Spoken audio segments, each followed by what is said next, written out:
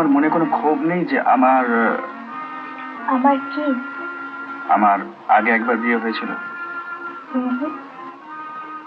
আচ্ছা, মনে পড়ে সেদিন রেঙ্গুনে আমাদের প্রথম দেখা হয়? হ্যাঁ, স্ট্র্যান্ড হোটেলের বারান্দায়।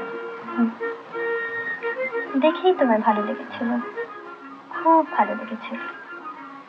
অবশ্য তখন জানতাম না যে তুমি বিবাহিত। জানলে নিশ্চয়ই ভালো লাগতো না? তা কেন? আমার গাছে না ফুটে অন্যের গাছে ফুটেছে বলেই কি গোলাপ তার গন্ধ হারিয়ে ফেলবে? শুধু সেটিকে তুলে নিজের খোপায় পড়বার কথা হয়তো ভাবতাম না। আচ্ছা, এখানে যেদিন তোমাকে বললাম আমি বিবাহিত, তখন তো আর কল্পনা বেঁচে নেই। আমি যে বিবাহিত রেঙ্গুনে কেন বলিনি বুঝতে পেরেছিলে?